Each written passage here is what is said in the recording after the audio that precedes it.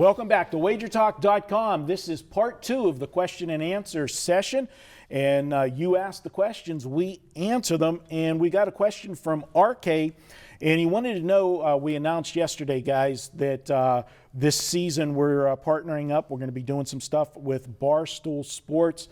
And he was asking, the Barstool collaboration, is it going to be just with Preston, or is everybody going to be involved? And I'll take the lead on this one. We're very excited to be working on partnering up with Barstool. If you haven't seen their site, if you're a young male in the United States and you like sports and you like everything else, you know what Barstool Sports is all about. And we're going to be a major contributor to them this year, and it'll be all of our stuff at the site, all of our guys. I know, Cheetah, you're going to be doing a lot of stuff with college football and different things, and you are our young guy connection, so that's probably why you're the natural fit there. But we're going to be doing stuff with guys in town, our cappers. We're going to have a lot of stuff from the other side of the fence with bookmakers offshore and here in Vegas with articles and insight behind the scenes on the games and stuff. But some of the stuff that you might be working on, Preston? Sure. I mean, I've been doing stuff for everybody all the time. I mean, it's going to be a busy time of year. I think the reason he asked that question is Barstool and I did a couple things last year just for fun.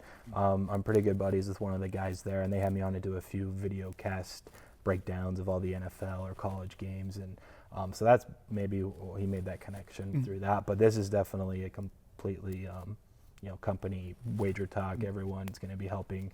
Everyone that at least wants to. Hopefully Brian writes a couple things over there as well. And it's good. It's just going to be good for both sides. It's a win-win. I know they probably don't mind me saying this. A lot of their fans, their audience are degenerates, just like most of us. And so it fits nicely. If they want to get bets down, they're going to be able to.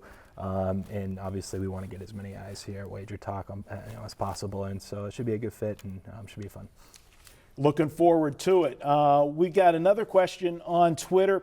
Raymond asked us, what's your take on baseball teams out of the playoff hunt in regards to betting on or against them as we go forward? And obviously we talked about, the trade deadline. A lot of teams, you'll see that they're kind of waving the white flag with, giving up some of their, key elements to build for the future. But Brian, you're a longtime baseball guy, and this is a tricky time of the season, obviously, because, if you want to play those teams that need to win, like in any other sport, we know you're going to pay a premium for it. But in baseball, you really pay the premium because you're laying a money line, not a point spread. And what are your thoughts on?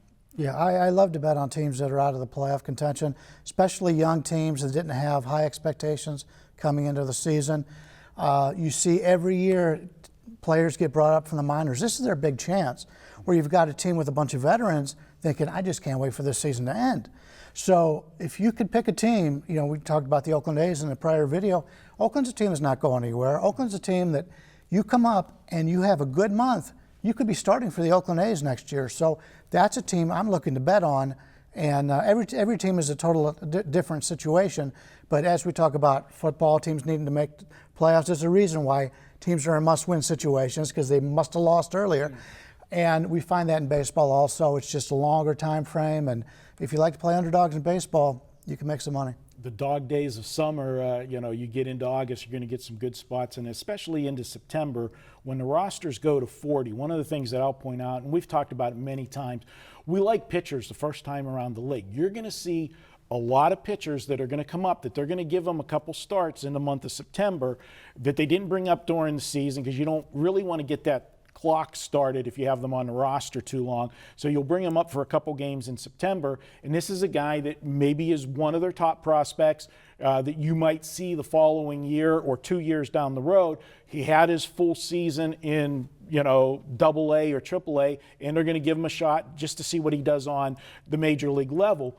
And I love taking those pictures. They're the unknowns. They've got the advantage the first time around. And if you got a team that's pressing to try to get into the playoffs, they're going to be overvalued to start with. Then you've got a name that nobody knows, on the mound.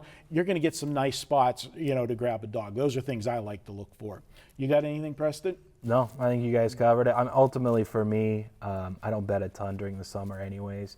But for me, I think it still comes, if they're waving the white flag, then that means that it's probably going to be included in the line and the price that you're seeing. And so I don't think there's just any generality like we've talked about before with some of these other questions where you can just bet against or bet on dogs just because they're dogs and they're out of it. So it all ultimately comes down to the price, who's pitching, both teams, who's fielding, who's hitting on both sides, who's pitching on both sides. It's still dependent on a lot of other things. So I wouldn't just bet blindly based on this. All right, last one. I'm going to throw out one of our good friends, Cade. He asked, Friday is National Chicken Wing Day. Where should he spend or celebrate Friday? So I'm just going to throw out to each of you guys your favorite chicken wing place in Las Vegas. I'm not going to say in Las Vegas because I'm not sure yet. If Cade, I'll drive with you if you want to go. The best all-time chicken wing is a place in Salt Lake City in Utah. It's called Trolley Wing Company. It's a sports bar, and then they do wings as well.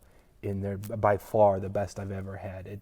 It's not a question. I'd be doing it a disservice even trying to say there's a place in Vegas that's as good. It's just remarkable. There's only one place. It's just privately owned. Maybe one day we'll get one down here or something. I've told him to try to do it, but anyways, that's the place, Trolley Wing Company. I say we blow out videos next week and Go to Salt Lake City. And my answer on that is we're going to Cade's house. We're going to Cade's house. He's going to cook wings for us. His wife's going to be over there as a cook. I'm going there. All right, well, I'll tell you what. I would be interesting, and maybe we'll have a challenge. I'll go to Salt Lake City and try your wing place, but you got to go to Pittsburgh and try Quaker Steak and Lube. And Brian has been there. He's got to try it. I'm a big fan of that. Yeah, that's my place in Pittsburgh, Quaker Steak and Lube. So, all right, hope we helped you out, Cade. And if you want to celebrate Friday, give me a buzz. I'm always up for wings. All right, guys, hope you enjoyed the question and answer session. Be sure to check out Weekend All Access. Don't forget that. Coupon code this week, too. You can save $10 with the coupon code SUMMER and the number 10. Check it out at wagertalk.com. We'll be back with more.